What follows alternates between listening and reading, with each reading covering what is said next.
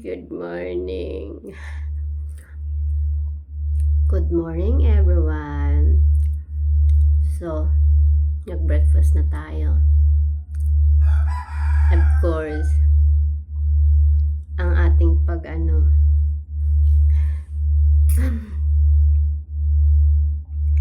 ang ating pagpapanggap na naman sa umaga. Kamote. Ayan, kamote na inner fry. May hotdog dyan guys, sa anak ko yan. Hindi niya naubos ng breakfast kasi pumasok ko na. Ayan. Inner fry ko lang yan siya. Naaamoy ko yung hotdog pero syempre ang aga pa. Magbublutid ako niyan.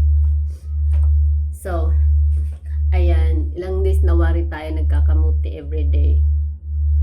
Parang matamlay ang tummy ko kasi hindi chocolate yung inalmusal ko today.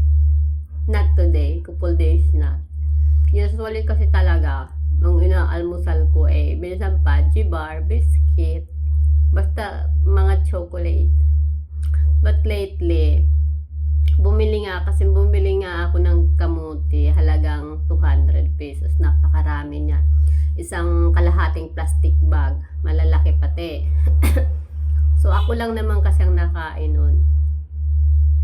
Ang isip ko kasi gagawin kong kamuti na yung parang cake siya, iidin ko kaya be-blend ko. Ngayon tinamad naman ako. So isip ko aalmusal ko lang sa umaga. Parang biscuit ang dating. So ito na nga. Pag kumakain ka mo, nalamlay, matamis naman ito. Diba? Healthy pa. Pero iba yung atake sa akin mag-chocolate sa umaga. Ay nako, talaga lang. So ito, pares yung kape. Black coffee to, yung stick coffee. Wala siyang asukal. Pero pag kasi nagbe-breakfast ako sa umaga, ang kape ko ay walang asukal.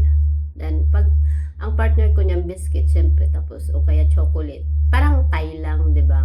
Matamis, na matabang, na mapait. So okay lang. So ito, pag nag-workout ako, nanghihina ako. Mahina sa akin, atake yung kamote. So nag-boil ako ng 3 egg. Dalawa lang dun makakain ko yung 5 pala. Dalawa daw makakain ko. Sana ko yung iba. So, ayun. Mag-workout tayo today. Pupunta ako ng gym. Mga around 9. Mag-a-upper tayo. So, wala na kaming spaghetti. Magda-diet ng person. Magda-diet ng person. Wala na rin spaghetti sa rep. Wala nang tira-tira. So, no choice tayo. Mag-iitlog na tayo. Hanggang Christmas party na to. So, pag Christmas party, siyempre may pudang na naman. So, kain to the max na naman. So, wala yung diet, diba? So, ulit talaga. Tawag nito? Kakain lang sa tanghali. Parang feeling ko naman, 2 kain lang ako. Kakain ako sa, ito, kain ba tawag dito or snack? Okay, breakfast na to, no? Kasi, kamote So, breakfast ko to. Tapos, kakain ako mamaya lunch. Late na nga lang, minsan around 1. Tapos, minsan nakakaramdam ako ng gutom sa mga hapon-hapon na. Minsan yun, nag-i-Skyflix ako. Pero alam niyo ba, ang Skyflix, napakabilis na pang diet, kahit pa paano. Kasi isang piraso, maubos mo na, nabubusog ka na. So, yun. Siguro, matutuluyan tong pagpanggap kong magda-diet dyan. Tapos ng New Year. As in, wala nang pagkain susunod-sunod. Sa ngayon, parang 50-50 pa to. Pero okay lang yan. Ika nga kung anong meron kainin. Hindi ka naman talaga lalaban. So, yun lang ang atake natin ngayon. So, yun nga, mag-workout tayo. Mamayang 9. Kahapon, nag-legs day ako. sore pa yung aking glutes. Pero ko banhid pa. Today, mag-a-upper tayo. Sasama natin yung bicep, tricep, and back.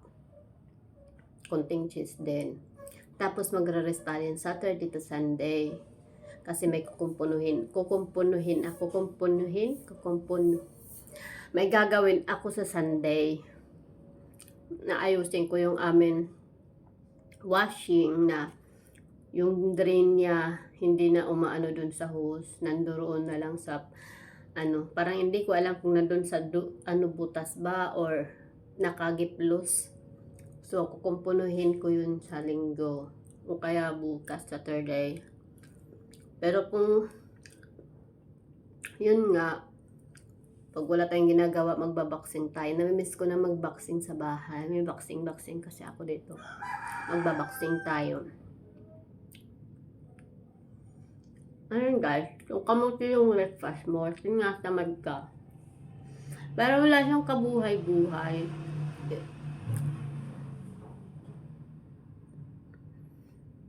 Pero healthy to, napaka-healthy.